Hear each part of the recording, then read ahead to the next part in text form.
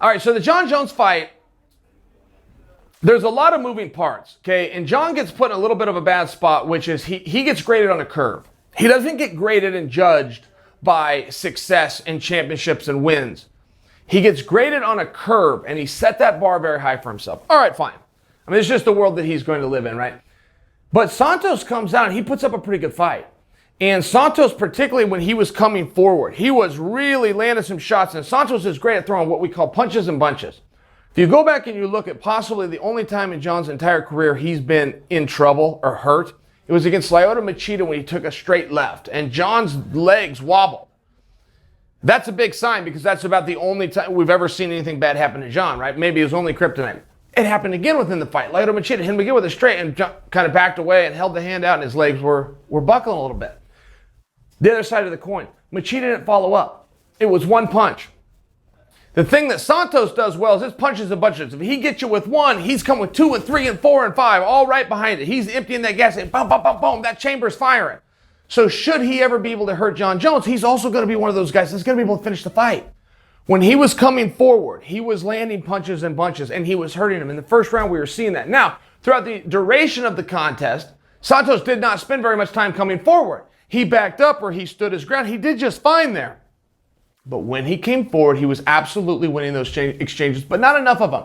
If you look at the first round, Santos won that. All the judges agree, but Santos won that round. You go into the second round, that's the one that really becomes in question, in my opinion. It was very close. It was very, very close. But Jon had a moment in there where he threw a head kick and Santos went down. If you're a judge and you rule that a knockdown, you've got to give the round to Jon Joens because everything else was equal. But if you look at that a little bit closer with the benefit of replay, you can tell that was a slip by Santos. So I think if you're a judge, it probably mattered how you viewed that one specific sequence because it was a very close round. I saw that it was a slip. I gave the round to Santos. But if you didn't give the round to Santos, I'm not going to spend 1 second arguing with you. It was a really close round. And you got to mark the sheet. And you got 1 minute to do it because the third round is going to start. I gave it to Santos. Third round, Jon Joens. Fourth round, Jon Joens. Fifth round, I gave to Santos. That's 3-2. It goes to Santos. Well, the judges almost saw it my way. They had it 3-2, but for Jon Joens. One judge did see it my way exactly and had it for Santos. I think the point being, it was a good fight. And Jon didn't fight possibly in his best realm. And that's hard to say. Is Jon better on his feet or is he better on the ground? Really hard to say.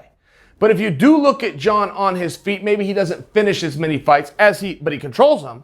If you look at him on the ground, it's not as much about control. He finishes fights. He finishes them there. Went for one takedown in the whole contest. It got stopped.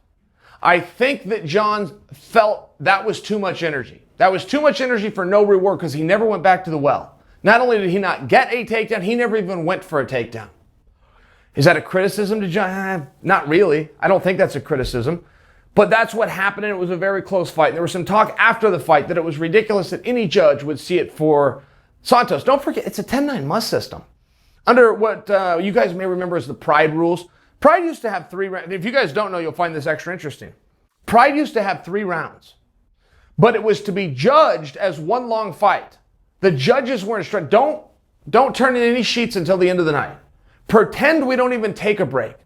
I don't care if one guy wins 15 minutes. If the other guy does more damage to him in those final 5, feel free to give it to the guy who did more damage within those final 5. You could do whatever you wanted, but it was to be viewed as one long fight.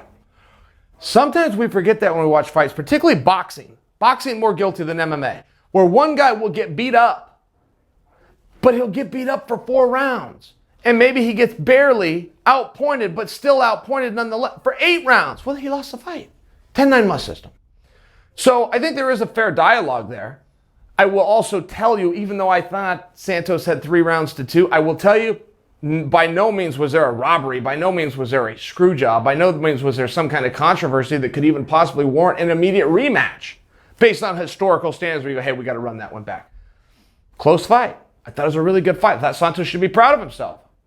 In fairness, so should Jon Joens.